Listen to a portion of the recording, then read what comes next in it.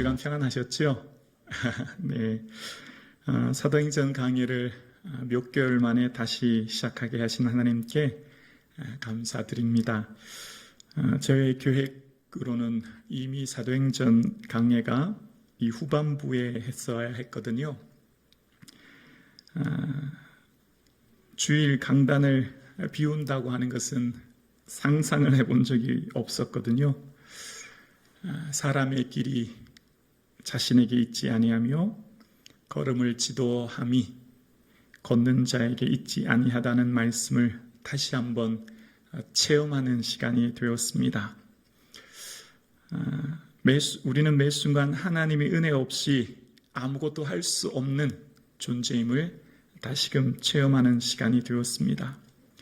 주의 은혜를 깨닫고 보니 내가 이루었다라고 할 수 있는 것은 아무것도 없음을 깨닫게 되었습니다. 주의 은혜를 깨닫고 보니 모든 것이 전적인 은혜임을 다시 한번 체험하는 시간이 되었습니다. 사랑하는 성도님, 주의 은혜를 기억하며 감사하는 저와 여러분 되기를 주의 이름으로 축복합니다. 아멘. 그래서 오늘 본문에도 보면요, 사도 바울이 이제 1차 전도 여행을 다 마친 다음에 전체 안디옥 교회, 자신들을 파송해 준 안디옥 교회 앞에 이런 고백을 해요. 26절에 보면요, 이런 얘기를 합니다. 거기에서 배 타고 안디옥에 이르니 이곳은 두 사도가 이룬 그 일을 위하여 전에 하나님의 은혜에 부탁하던 곳이라. 두 사도가 이룬 그 일, 지난 1차 선교 여행 기간 동안 수많은 선교 보고를 했는데 그 이룬 일은 다 하나님의 은혜 가운데 진행되어졌고 또 부탁했기 때문에 가능하다라고 고백합니다. 그러면서 다시 한번 27절에 보면 바울과 바나바는 이런 고백을 해요. 그들이 이르러 교회를 모아 하나님이 함께 행하신 모든 일과 이방인들에게 믿음의 문을 여신 것을 보고하고. 누가 했다고요? 바울과 바나바가 한 게 아니고요, 하나님이 행하신 모든 일이래요.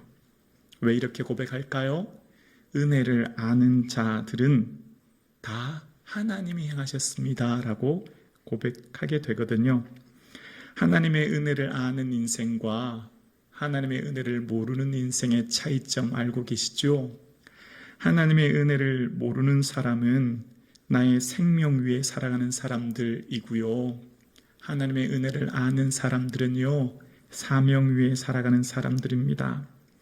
하나님의 은혜를 모르면 나 자신을 위해 사는 인생 되어 나의 행복을 인생의 최우선순위로 두고 살지요. 이 세상에 가장 중요한 것이 생명이기 때문에 오래오래 더 건강하게 생명 연장하는 데 삶의 목적을 둡니다. 그런데 하나님의 은혜를 아는 사람은 주님 위해 사는 인생이 되어지죠. 주님 기뻐하는 일 위에 인생의 최우선순위를 둡니다. 그래서 전적인 하나님의 은혜임을 알기에 사명 위에 사는 인생이 되어요. 그리고 인생의 목적을 사명 성취 위에 사는 인생으로 변화되죠.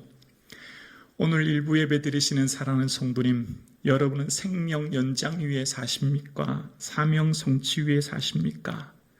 오늘 저와 여러분의 삶은 우리에게 주신 그 사명을 성취하기 위해 오늘도 살아갈 수 있는 은혜가 있기를 주의 이름으로 축복합니다. 오늘 본문에 하나님의 은혜를 아는 사도 바울은 그의 인생길이 사명을 위한 길, 사명을 성취 위해 가는 길을 알 수 있는데요, 사명을 품고 가는 사람의 특징을 오늘 본문이 잘 보여주고 있어요. 사명을 품고 살아가는 사람은 어떤 삶을 사는지 그 특징이 19절에서 21절 자세히 기록되어 있는데요, 19절입니다. 유대인들이 안디옥과 이고니온에서 와서 무리를 충동하니 그들이 돌로 바울을 쳐서 죽은 줄 알고 시외로 끌어내치니라. 제자들이 둘러섰을 때 바울이 일어나 그 성에 들어갔다가 이튿날 바나바와 함께 더베로 가서 복음을 그 성에서 전하여 많은 사람을 제자로 삼고 루스드라와 이고니온과 안디옥으로 돌아가서. 자, 오늘 21절의 마지막 돌아가서라는 표현은 되돌아갔다는 의미예요. 무슨 말이죠? 지나온 1차 전도행에서 세웠던 교회를 다시 한번 되돌아갔다는 거예요. 지금 있는 더베에서 90km 더 가면 루스드라가 나와요. 또 36km 더 가면 이고니온이 나오고요. 또 180km 가면 비시디아 안디옥이 나오고요. 이렇게 계속 거슬러 가는 거예요. 수백 킬로를 다시 가는 거예요. 사도 바울이 사실 지금 있는 곳이 더베거든요. 더베인데 목사님 혹시 지도 한번 보여주실 수 있나요? 네. 지금 사도 바울이 있는 곳은 더베인데요. 보이시는지 모르겠습니다. 맨 마지막 점 중간에 있는 더베라고 하는 곳이 있어요. 자, 그러면 사도 바울이 자신을 파송했던 교회는 안디옥 교회거든요. 수리아 안디옥. 그럼 가장 빠른 최단기 코스가 있어요. 로마가 길을 닦아놓은 간선도로로 가면 더베에서 오른쪽에 보면 다소라는 데가 있거든요. 그 다소를 지나서 안디옥으로 가면 가장 빨리 안전하게 갈 수 있는 길이에요.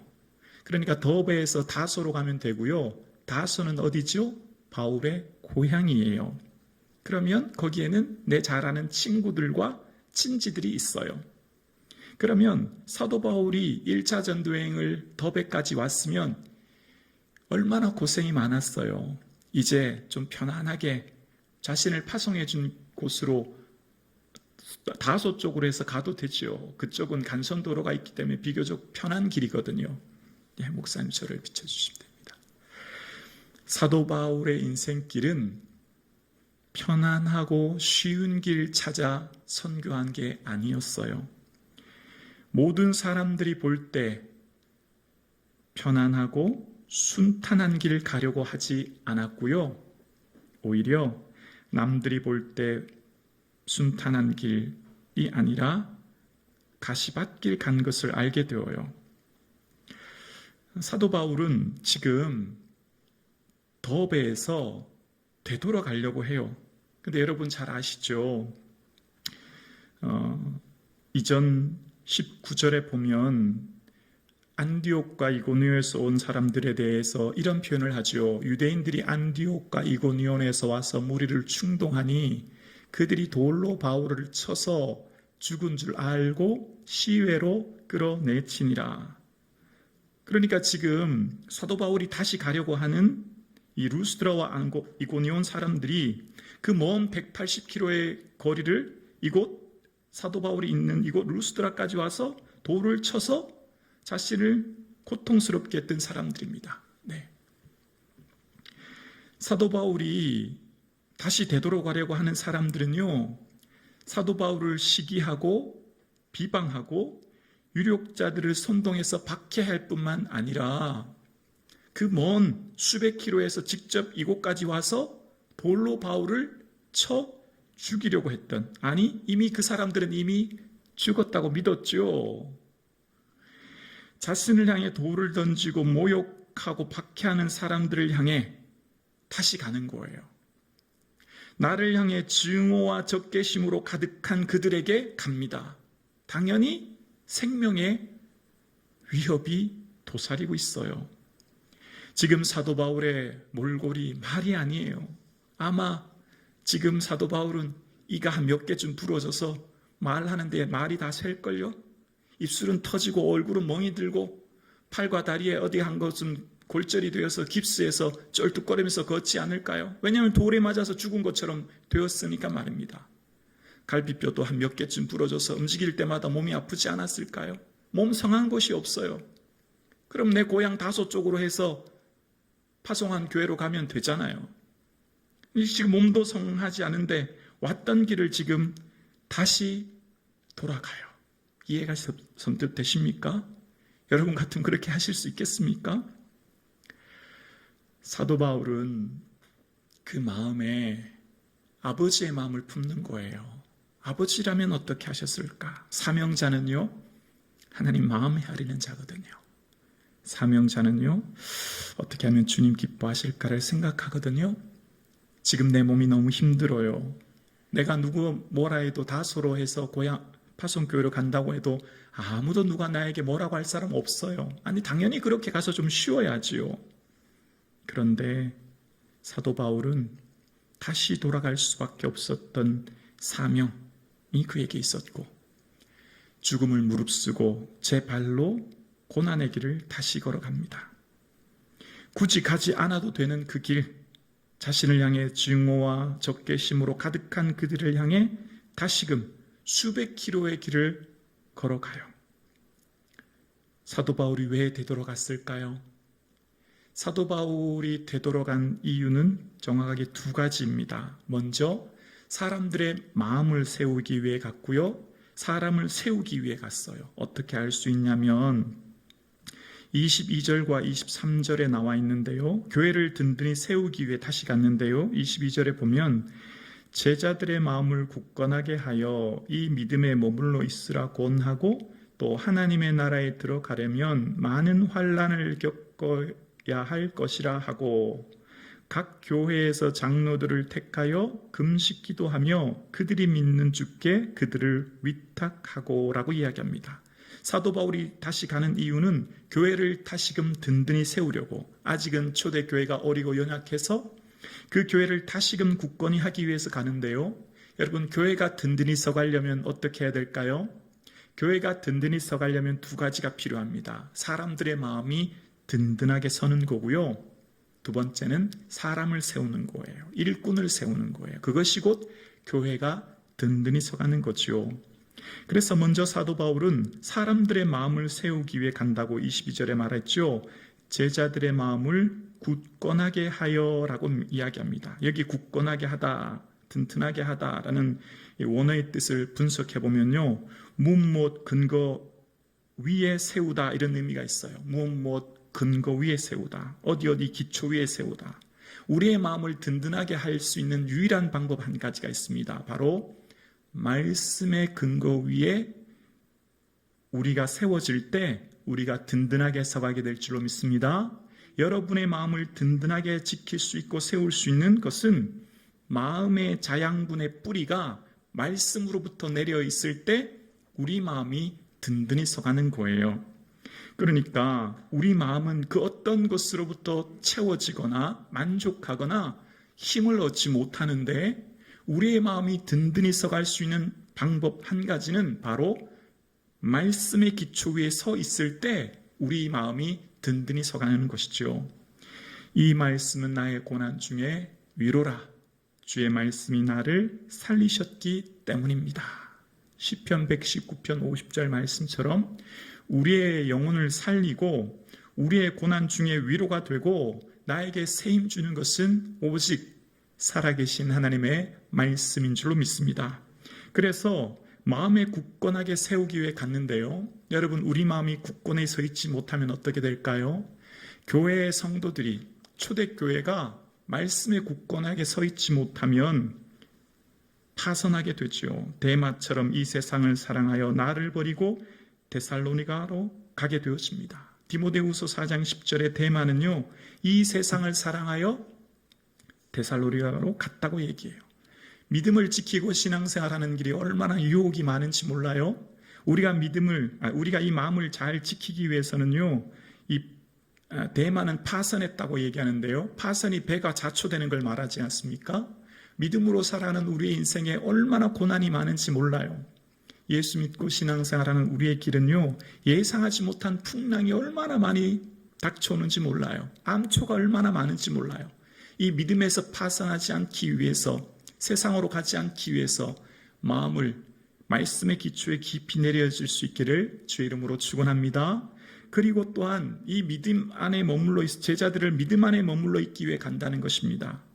머물러 있다라고 하는 원어를 분석하면 무엇 안에 거주하다라는 뜻이에요. 무엇 안에, n이라는 단어와 메노, 거주하다는 뜻이 합쳐져서 머물러 있다는 이 뜻이 되는데요.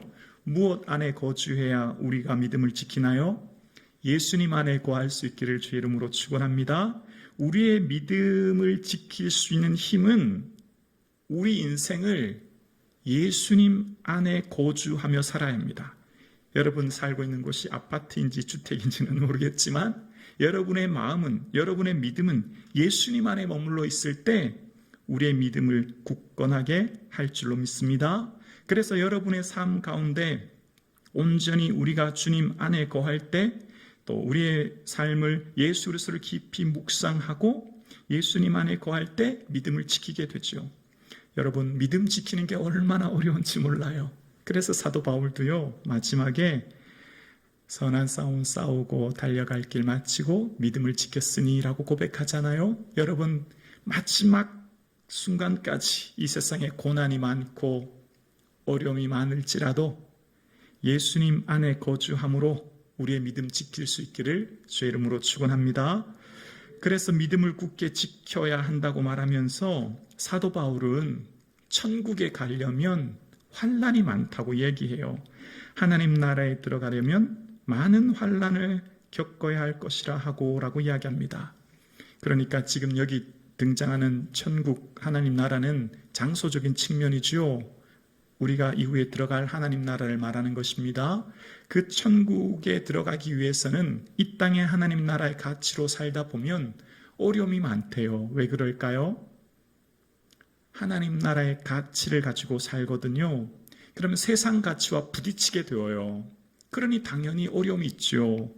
그래서 무릇 그리스도 예수 안에서 경건하게 살고자 하는 자는 박해를 받으리라라고 디모데후서 3장 12절에 사도 바울은 디모데에게 이야기합니다. 경건하게 살고 믿음을 지키고 주님 기뻐하는 일들 위해 살고자 하면 박해가 있을 수밖에 없다는 거예요. 그래서 하나님의 능력을 따라 복음과 함께 고난을 받으라 라고 디모데에게 이야기합니다. 우리가 믿음으로 사는 것은 고난이 동반될 수밖에 없다는 거예요. 왜냐하면 우리 안에 있는 믿음이 하나님 나라의 가치를 가지고 살게 하므로 세상 가치와 부딪히거든요. 그래서 예수 믿는 자의 삶이 무엇인지를 세상에 드러내게 되기 때문이에요. 그런데 이 환난을 통하여서 우리는 결국 어떻게 될까요? 환난을 통해서 사도 바울은요, 중요한 유익 한 가지를 말하는데요. 고린도후서 1장 8절에 보면 형제들아 우리가 아시아에서 당한 환난을 너희가 모르기를 원하지 아니하노니 힘에 겹도록 심한 고난을 당하여 살 소망까지 끊어지고 우리는 우리 자신이 사형 선고를 받은 줄 알았으니 이는 우리로 자기를 의지하지 말고 오직 죽은 자를 다시 살리시는 하나님만 의지하게 하심이라. 아멘. 하나님 나라에 들어가기 위해 수많은 환난이 닥쳐요. 힘에 깊도록 살 소망까지 끊어지는 고난이 혹 있을 수도 있대요. 그러나 중요한 것 한 가지, 그 환난을 통해 분명해진 것 한 가지가 있다는 거예요. 뭘까요? 하나님만 의지하는 인생이 되도록. 나 자신의 능력이나 의나 힘이 아니라, 다른 누군가가 아니라, 다른 세상의 것들이 아니라 그 환난은 우리의 중심을 하나님만 온전히 붙들도록, 하나님만 온전히 의지하도록 굳건하게 만드는 힘이 내재되어 있다는 거예요. 인생의 최종 목표가 하나님 나라잖아요. 천국이잖아요. 그 천국을 들어가기 위해 닥치는 환난은 오히려 하나님만 의지하는 힘이 되고 능력이 됨을 믿음의 선배 바울은 우리에게 이야기합니다. 사랑하는 성도님, 어떤 고난이 와도, 살 소망이 끊어지는 극한의 아픔이 와도 하나님만 의지하는 저와 여러분 되실 수 있기를 주의 이름으로 축원합니다. 그렇습니다. 환난은 잠시여고요, 영광은 영원합니다. 우리 잠시 받는 환난에 경한 것이 지극히 크고 영원한 영광에 중한 것을 우리에게 이루려 합니다. 잠시 받는 환난의 가벼운 것, 경한 것이 지극히 크고 영원한 영광에 중하고 무거운 것을 이야기해요. 환난은 잠시고요, 영광은 영원하다 이야기하는 것입니다. 그래서 교회를 든든히 세우는 기회에 사도 바울은 다시금 고난을 무릅쓰고 가요. 목숨의 위협과 시기와 질투로 인한 마음의 상처와 아픔을 가지고 다시금 돌아갑니다.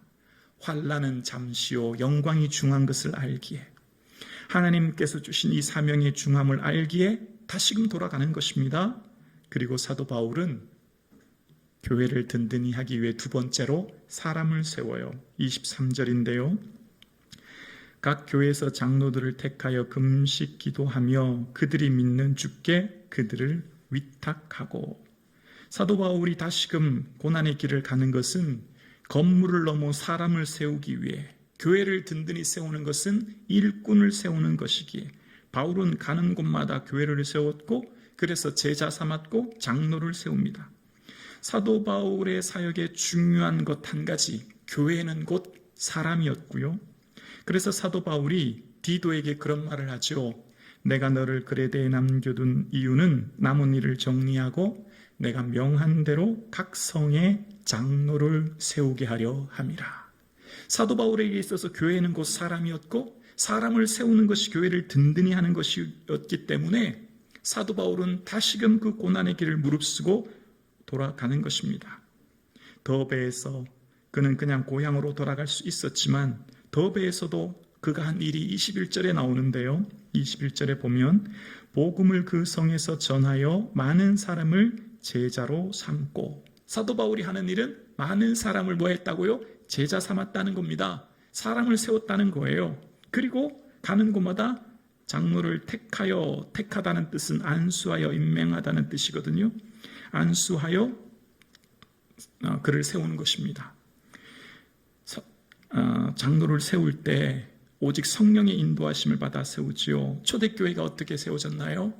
오로지 기도에 힘쓸 때 성령님이 임했지 않습니까? 그리고 바울과 바나바가 파송받을 때 상황 여러분 기억나시나요?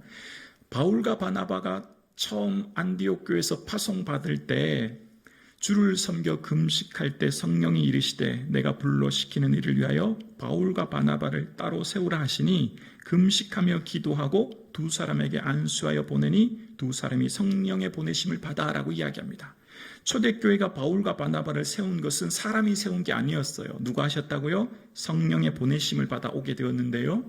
성령의 보내심을 받는 중요한 방법 한 가지가 뭘까요? 기도예요. 기도예요. 기도하는 공동체가 되어야 되는 것입니다. 기도하고 금식할 때, 주를 섬길 때 성령님이 말씀하셨고, 그 성령님의 말씀에 온 교회가 아멘으로 화답하고 바울과 바나바를 세우는 거예요. 그러니까 하나님이 일하시는 공동체인 교회가 되려면 사람이 세워져야 되고, 그 사람이 세워지기 위해 사람들이 믿음으로 순종하기 위해는 기도하는 공동체가 되어야 되는 것이죠. 온 마음을 다해 기도하는 것이 금식 기도이고, 온 마음을 다해 순종하기 위해 삶을 내어드리며 기도할 때 그 기도하는 공동체를 통하여 성령님이 말씀하시고 성령님이 보내시고 성령님이 일하시는 공동체가 되는 것입니다. 오늘 우리 성북중앙교회가 기도하는 공동체 되어질 수 있기를 주의 이름으로 축원합니다.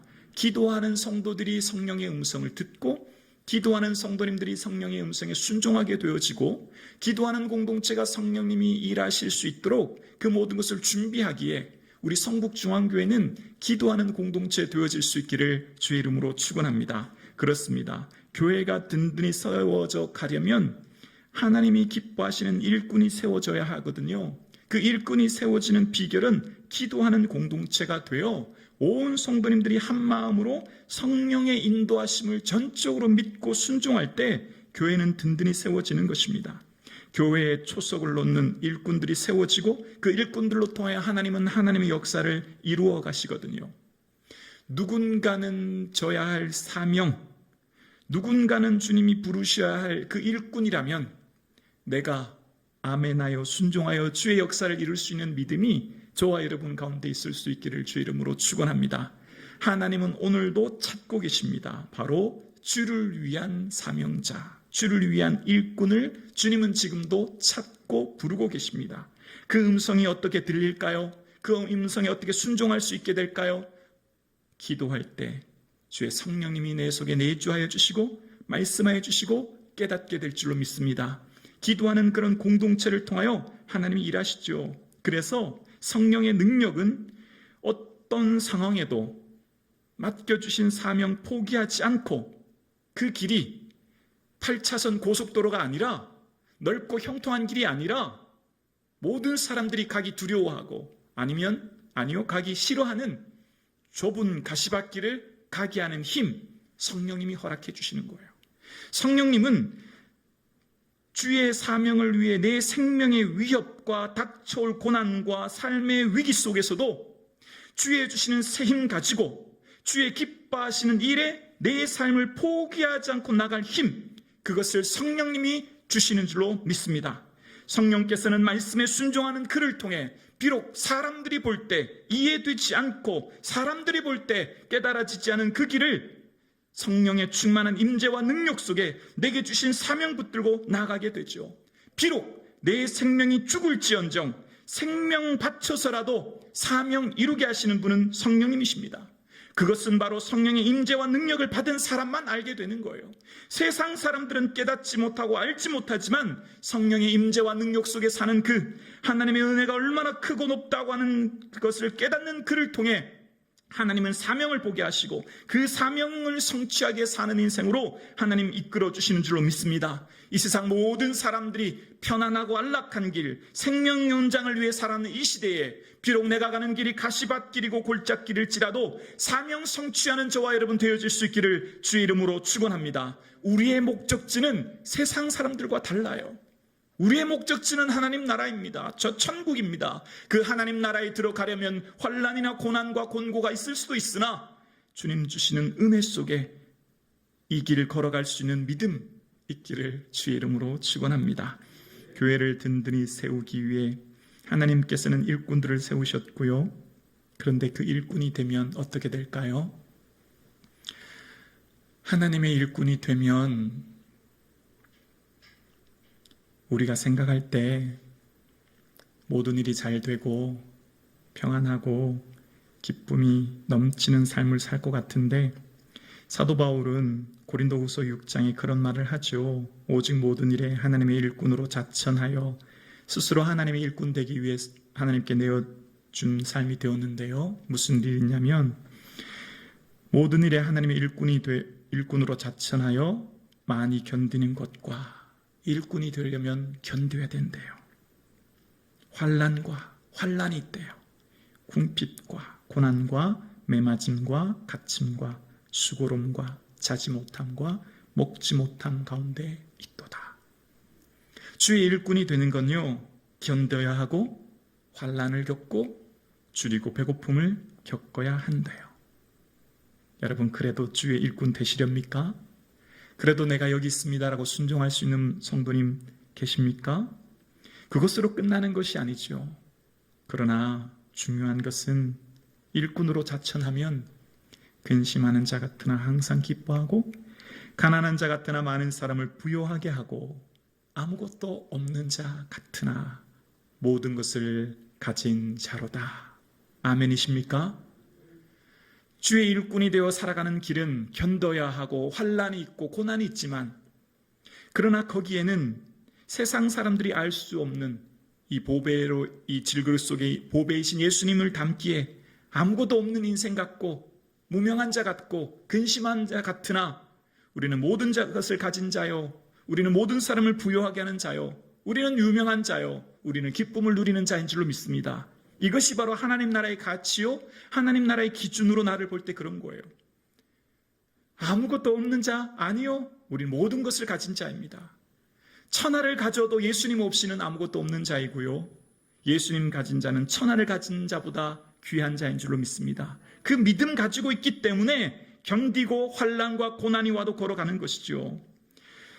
오늘 본문의 사도 바울을 보면 어떻게 이 고난의 길을 갔을까? 참 외로웠겠다, 고독했겠다, 쓸쓸했겠다, 그 생각하게 됩니다.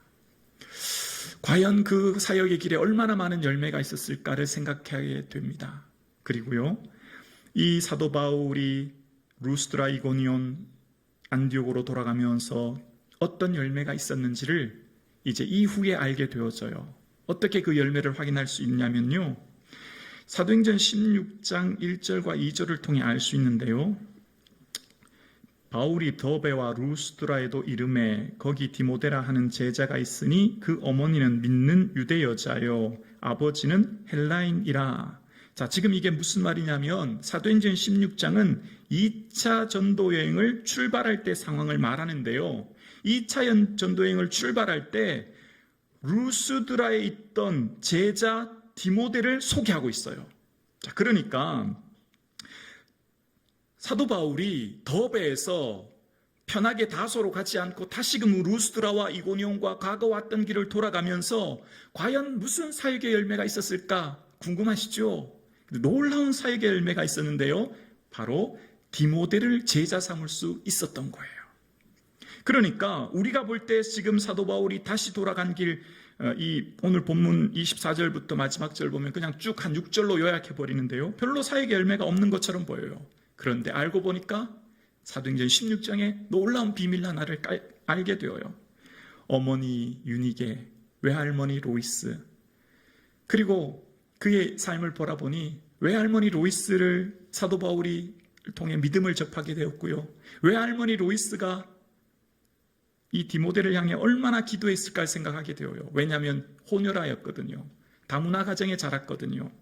그래서 디모데는 아버지는 헬라인이었고 어머니는 유대인이었기 때문에 아마 외할머니 로이스는 이 디모데를 향해 얼마나 많이 기도했을까를 생각해 보게 되어요. 하나님, 이 녀석이 호녀라로 사람들에게 미움을 받지 않을지 차별을 받지 않을지 걱정됩니다. 도와주세요. 얼마나 기도했을까요? 그리고 그 기도대로 디모데는 사도행전 16장 2절에 보면 디모데는 루스드라와 이고니오에 있는 형제들에게 칭찬받는 자니, 잘 자랐죠? 칭찬받는 자가 되었어요. 그가 살고 있는 루스드라뿐만 아니라 이고니온 많은 지역에서 사람들이 다 칭찬하는 멋진 자녀로 자라게 되었어요. 뿐만 아니라 사도 바울은요, 디모데후서 1장에 보면 내 눈물을 생각하여 내 보기 원하면 내 기쁨이 가득하게 함이라. 디모데가 사도 바울의 기쁨이 되었대요. 감옥에 있는 바울에게 디모데만 생각해도 기뻤고 디모데는 사도 바울에게 위로와 기쁨이 되는 사람이 되었다는 거예요. 사랑하는 성도님, 사도 바울이 더베에서 고난의 길을 갔을 때 사람들은 왜 가는지 이해되지 않고 그 열매가 없는 것처럼 보이나 사실은 하나님 예비하신 놀라운 디모데라고 하는 제자를 만나게 하시고, 아니요, 어쩌면 그 할머니 로이스를 통한 믿음이 이어지게 하셨죠. 그리고 디모데를 2차 전도여행 때 같이 가자고 얘기해요. 전도여행길이 얼마나 힘든지는 어머니, 할머니가, 외할머니가 누구보다도 잘 알고 있었을 것입니다. 앞으로 디모데 보내면 다시 못 만날 위험이 있다고 하는 것을, 앞으로 디모데를 바울과 함께 선교여행 보내면 디모데의 앞길에 어떤 위험이 있다고 하는 것을 잘 알고 있었어요. 어떻게 알 수 있냐고요? 디모데후서 3장 11절에 보면 이런 말을 하죠.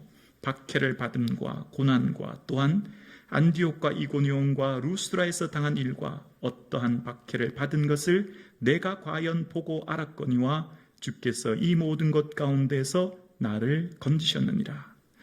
루스드라에서 당한 일과 어떠한 박해받은 것과 내가 과연 보고 알았거니와. 디모데에게 하는 편지예요. 디모데가 함께 가면 과거에 있었던 박해를 받을 것을 이미 디모데뿐만 아니라 그의 가족 모두는 보고 알고 있었다라고 이야기합니다. 그러나 디모데를 붙잡고 있지 않아요. 그의 어머니와 할머니는 디모데를 가지 못하게 막지 않아요. 왜 그랬을까요? 왜 디모데를 기꺼이 가게 했을까요? 하나님 나라에 들어가려면 많은 환난을 겪어야 할 것이라. 사도 바울의 설교와 그 말씀을 듣지 않았겠습니까? 사도 바울을 통한 하나님 나라의 길은 결코 순탄한 길이 아니라 환난이 있고 고난이 있지만, 그러나 그 뒤에는 영광이 있음을, 잠시 밟는 환난에 경한 것이 지극히 크고 영원한 영광이 있음을 믿었기에, 바라보았기에, 알았기에 내 아들 디모데, 내 외손자 디모데를 기꺼이 바울과 함께 보내는 것입니다. 여러분, 여러분의 삶 가운데 가고 싶지 않은 길이 있지 않습니까? 되돌아가고 싶지 않은 길이 있지 않습니까? 내가 손 내밀고 싶지 않은 사람이 있지 않습니까? 그러나 하나님은 되돌아가라고 말씀하시고 손을 내밀라 말씀하시고 고난의 길을 가라 말씀하십니다. 그것을 통해 하나님이 일하신다 말씀하십니다. 그것을 통해 장차 나타날 영광과 비교할 수 없는 하나님의 영광을 보게 하시는 것입니다. 사랑하는 성도님, 오늘 일부 예배 드리시는 사랑하는 성도님들의 삶에 무엇을 위하여 살아가십니까? 내 인생의 최종 목적이 무엇이며 무엇을 위해 오늘도 하루하루를 힘겹게 살고 계십니까? 현재의 고난은 장차 우리가 받을 영광과 비교할 수 없음을 알아 믿음으로 사명 붙들고 오늘 하루를 살아갈 수 있는 그 믿음이 저와 여러분 가운데 있기를 주의 이름으로 축원합니다.